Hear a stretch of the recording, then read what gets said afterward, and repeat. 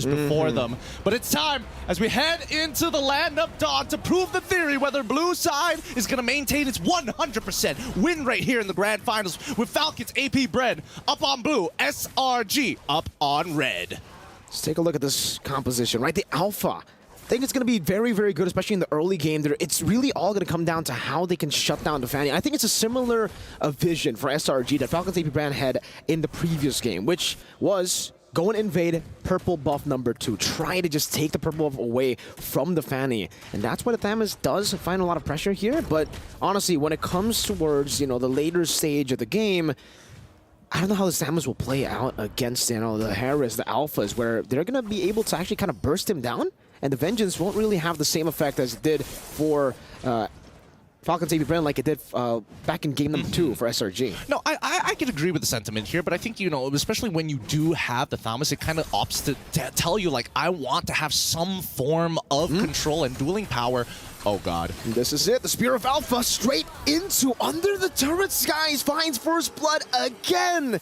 Calteezy, though, looking for the trade back. Cram under turret, able to flicker out. Skies in the bush. And Calteezy will be able to escape for now. Earth Shatter, flicker onward. Combo together. Kyle gets the response. They should have been a little bit more decisive on that one. Do you back away or do you just hold your recall? I mean, you're basically dead anyways, but at least they got the flicker out of Ogwin. It's 1-1 in terms of kill score. Everybody's just fighting back for that lead, but this allows Flapteezy to actually try and recover in his lane. He's going to freeze it right underneath his turret, and that's just great for him because as soon as he hits level 4, he's going to be a problem.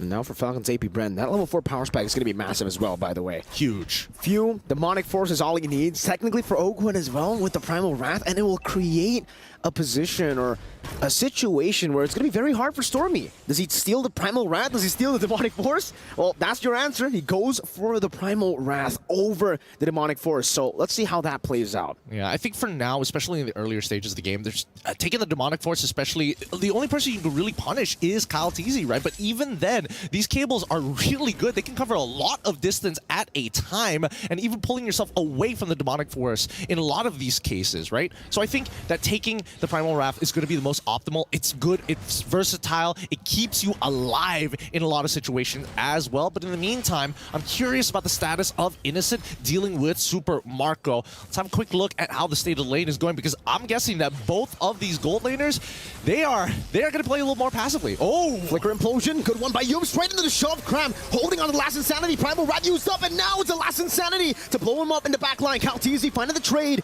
and it's going to be 1-for-1 right now. XP traded for Rome. Flapteezy, no vengeance on him. Good Terrify from Stormy, forcing out a Demonic Force from Few. And just like that, SRG, they're playing their cards really, really well. Now with the cooldown on the Demonic Force, no resets, they should be able to take the turtle for free.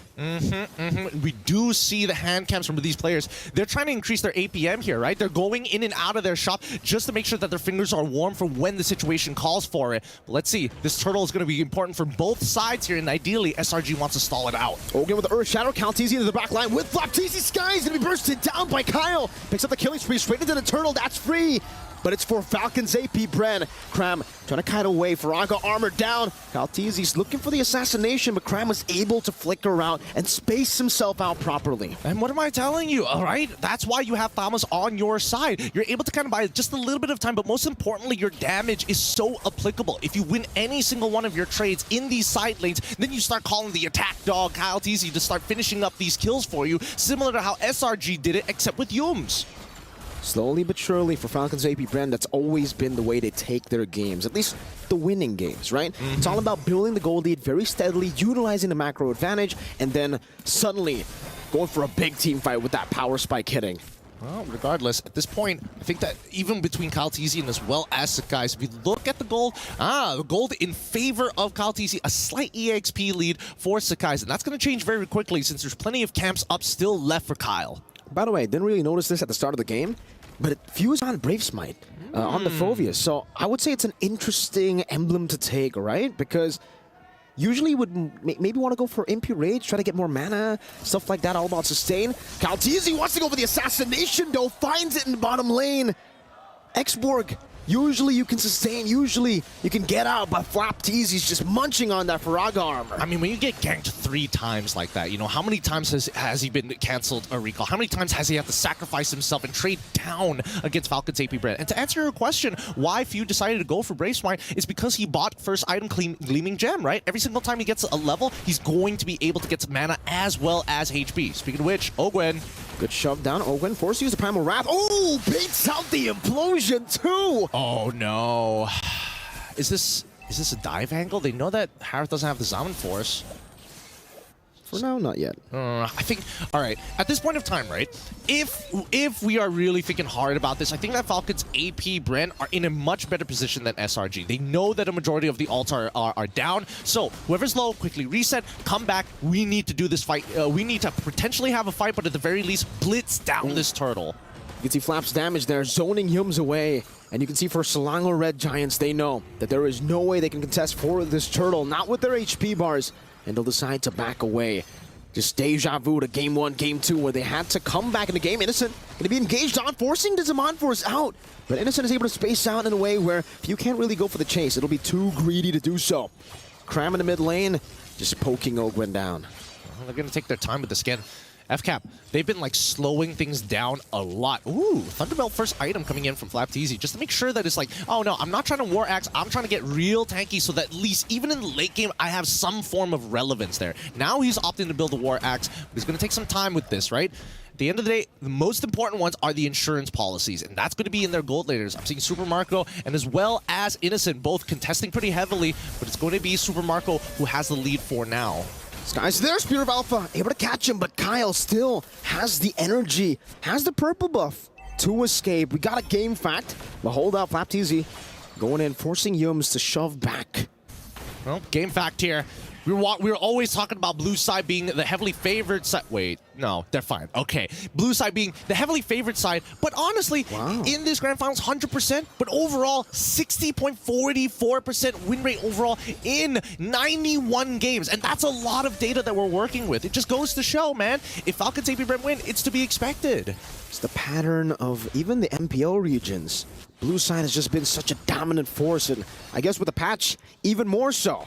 FALCONS and Ogwen, though, again, really trying to control the enemy jungle. FALCONS just trying to maybe even invade some of the creeps here. Cram going for the poke. Ogwen able to onward defensively. FALCONS AP BREN no better than to go for the fight. They know that they have an advantage now with the Fanny to clear out the side waves, to actually shove it and force SRG to lose some XP and gold. I totally agree with you here. I mean, look at how shoved up the waves down on that bottom side, right? And at this point, FALCONS AP BREN can keep on doing this. Keep stretching Selangor Red Giants, start taking away their tier 1s, but most importantly, with the attention being pulled elsewhere, this purple buff for FALCONS is always free. It's not being taken away from him just yet. Ooh, Cram! Faraga armor completely demolished there. The shove back, FALCONS still with a vengeance, and now it's going to be FALCONS jumping to the backline. Stormy trying to go for the Terrify, gets absolutely obliterated. Few in the midst of it all, still able to get the demonic force, but Cram melts him down with the fire. Oh, for now, good peel, but at the same time, they are still trading 1-for-1. We haven't seen a positive trade from Selangor Red Giants in the past 8 minutes or so. And until we do see that trade happen, I think that, you know, they're going to take their time once again. The scaling on Innocent especially, they need him to have that Holy Crystal, have some relevant damage in this game. Because so far, FALCONS, he's having the time of his life, right? He's playing a completely separate game while SRG are scrambling to figure out how we close down on this 4K deficit. It's going to be very, very hard for SRG, but really it's all about... I feel like in this game it's a bit different too, right? Because in game 1, game 2, the games that they were able to come back despite losing out in the early game, they had a composition that does well in the mid game. Meanwhile here with the Harith, you're not forced to get the early lead, but it'll be better. It'll be optimal for you to have that early lead, to build your own snowball. And if we do get to the later stage, FALCONS AP BREN, they have a marksman. They still have a lot of these skirmish-heavy heroes that are pretty good in the late game too, man. I mean, even FALCONS, his build on the Thamus, He can take as much damage as he can deal. Yeah, and he doesn't mind he doesn't mind poking, right? Because that just helps him stack up that hybrid defense regardless. And you can definitely see the difference between the two because, unfortunately, Vamos is taking a lot less damage than Cram despite the 2-level lead, right? And more importantly, it feels like Stormy is having the hardest of times. Because what ultimate do you take at this point in time? Exactly. Even if you take the Demonic Force, there's not many people who proc it. Oh, Kyle trying to go for the assassination onto Stormy. Stormy's still able to displace himself very well there. And SRG, now with the conceal Yums, looking for a play. Knows FlapTZ doesn't have a Purify, but doesn't want to go for it just yet. View Demonic Force into the midst of it all. It's a 2v5 right now. And now it's going to be CalTZ looking for the backline. Primal Wrath, the Yums finds the implosion onto 2 members straight into Innocent. Now with the Demonic Force, but he's going to be changed CC, still surviving. Cram finds a double. Ogwen going to be slashed by Skies. Somehow, some way, the Red Giants always find a way. Oh my goodness, they catch 3 there, and just a sliver of health from Yums as well. That 3, those important calls from the side of SRG is what's really defining them as why they are a threat to Falcons AP BREN. Great implosion coming in from the side of Yums. Innocent, he did, I would have liked him to use that Purify just slightly earlier, but let's look at the replay here, because when it does happen, right, Few initiates. His objective is to chunk out as many people as possible. Sakai's, he probably could have held his ground just a wee bit longer, but wasn't expecting Yums to get so much there. Because Super Marco, at the end of the day, is waiting to finish off all the low members, and that's the main win con here for FCAP. Slowly but surely, now it's SRG's turn to take it slow. They got the Lord. No real reason to go for the fights now. They can start going for the turrets. And we were talking about how for SRG, it would be great if they can somehow build their own snowball.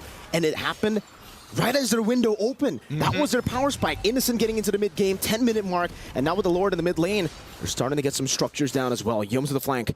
The conceal spotted by Ogwen. Primal Rat stolen away. Falcons AP BREN's gotta respect this.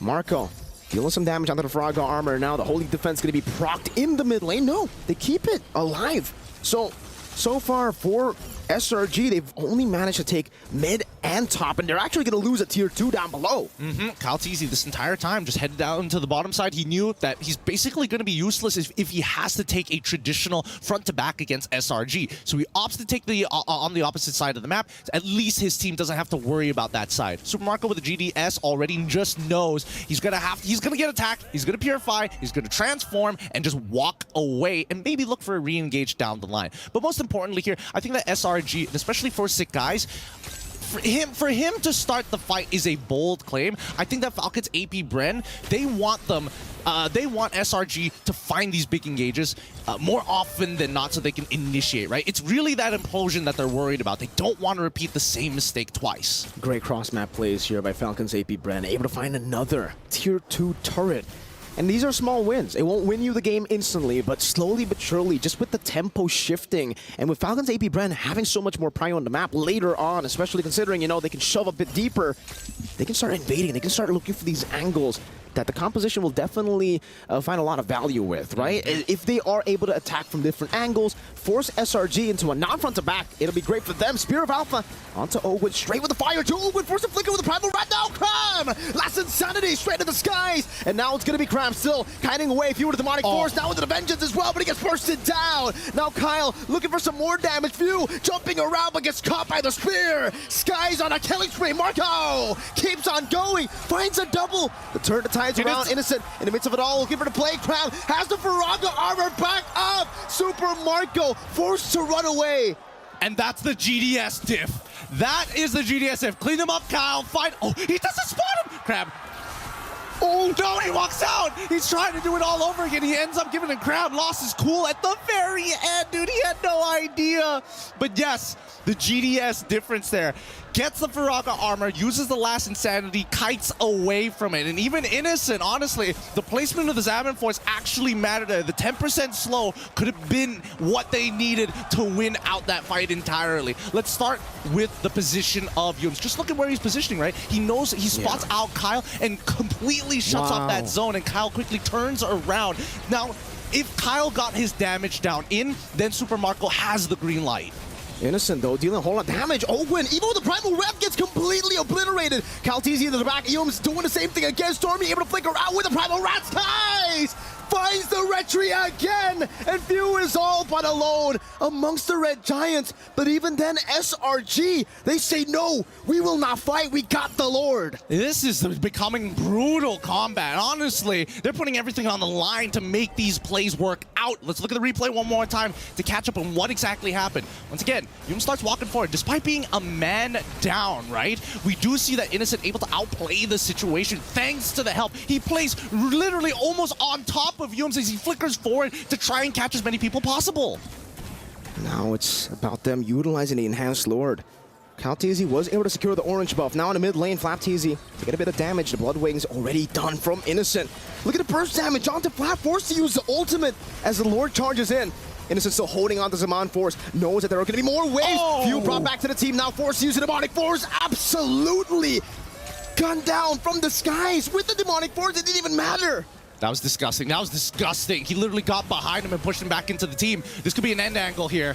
Oh, Gwen, Earth Shatter not connecting. Now the Spear of Alpha from Skies, unable to connect. It seems they are struggling. Calteezy gets bursted down right as he cables in. The base wide open. Selangor Red Giants take match point.